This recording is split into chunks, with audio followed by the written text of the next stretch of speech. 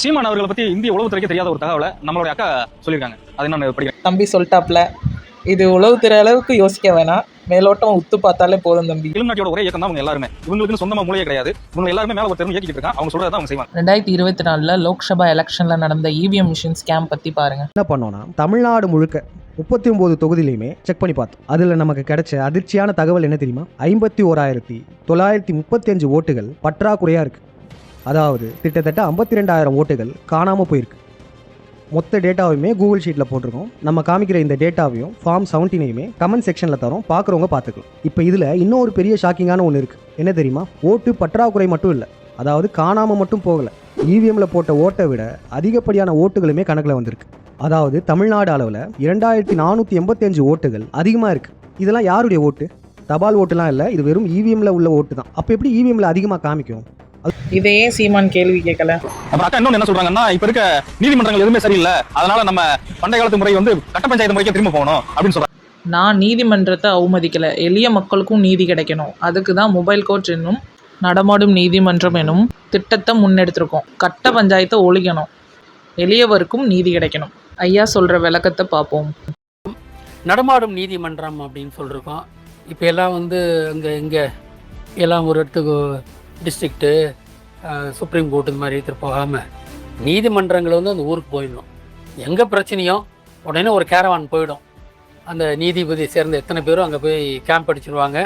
அந்த ஊர்லேயே இருந்து விசாரித்து, இங்கேருந்து டெல்லியில் அந்த ஊரில் இருக்கவங்கெல்லாம் காசு செலவு பண்ணிட்டு வந்துக்கிட்டு ஹோட்டல்லையோ பிளாட்ஃபார்ம்லேயோ தான் தூக்கிக்கிட்டு போய் கோர்ட்டுக்கு அட்டன் பண்ண வேண்டிய அவசியமே இல்லைங்க. மொபைல் கோர்ட்டு தான். எங்கே பிரச்சனையோ அங்கே உடனே ஒரு மொபைல் கேரவான் போயிட்டு எல்லாம் அங்கே தான் எல்லா சாட்சிகளும் இருப்பாங்க. நீ பஸ்ஸை வச்சுலாம் கூப்பிட்டு போயிட்டு அவனை இது பண்ணி கீ கொடுத்துலாம் கூப்பிட்டு போக வேண்டிய அவசியம் இல்லை. அங்கேயே போய் நின்று விசாரி முடிச்சுட்டு 2 நாள் 3 நாள் இருந்துட்டு தீர்த்துட்டு வந்துடணும். வாய்தா போட்டு இழுத்துட்டு இருக்கிறதெல்லாம் அந்த ஸ்பாட் அங்கேயே போயிட்டு விசாரிச்சு நேராக கொடுத்துருவாங்க. இருக்கிறது தான் உசிலம்பட்டி. ஆனால் அவங்க போடுற பதிவுலாம் பார்த்தீங்கன்னா எப்ஸ்டன் ஃபைல்ஸ், இலுமினாட்டியை பற்றி தான் இருக்கும். உள்ளூர் பிரச்சனைகள்லாம் எதுவும் பதிவு போட மாட்டாங்க. ஏன் உசிலம்பட்டிக்கார பிள்ளைனா எப்ஸ்டீன் ஃபைல்ஸ் பற்றியும் எலிமினாட்டிஸ் பற்றியும் பேசக்கூடாதுன்னு இருக்கா? என்ன மதம் தெரியுமா? அவரோட உண்மையான பேர் சீமான் கிடையாது, செபாஸ்டியன் அப்படின்னு சொல்றாங்க. நான் செபாஸ்டியன் சொல்லவே இல்லையே, ஏன் நீயா மாட்டிக்கிற? எதுவும் இல்லை. ஓசிச்சோறுதிங்கிற தமிழர்கள் எதுவும் செஞ்சதா வேற எந்த இதுவும் இல்லை. தமிழர்களை இழிவுபடுத்திய உஷாராணிக்கு பதிலடி கொடுத்துருக்கோம்.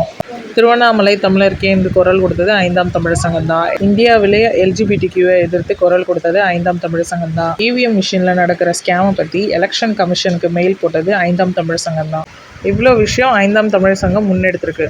வீரர் சூபா முத்துக்குமாரோட இறப்புக்கு NTK என்ன பதில் சொல்ல போகுது சொல்லி கடந்து போகிறாங்க. அப்போ சுபா முத்துக்குமார்ன்றது அவ்வளோ பெரிய ஆள்லாம் இல்லையா? ஒரு சாதாரண ஆள் தான் போல. அப்படிப்பட்ட ஒரு சாதாரண ஆளை ஏன் கொன்னாங்க? கொன்றவர்கள் யார்?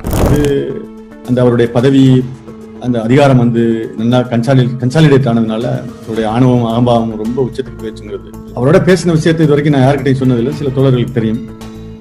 அவர் தொடர்ந்து இந்த மாதிரி பண்ணிட்டு இருக்கிறதுனாலையும், அவரே இந்த மாதிரியான இழிவான செயல்களை செய்யறதுனாலையும் இதை இந்த நேரத்தில் பகிர்ந்துக்கணும்னு நினைக்கிறேன்.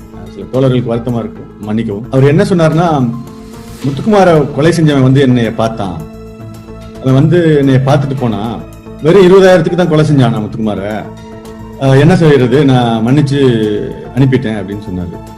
இதுல பேசினவரும் வேற யாரும் இல்ல, நாம் தமிழர் கட்சி இயக்கமா இருக்கும் சமயத்துல மாவட்டங்களுக்கான மாணவர் அணி பொறுப்பாளராக தான் இருந்திருக்காரு.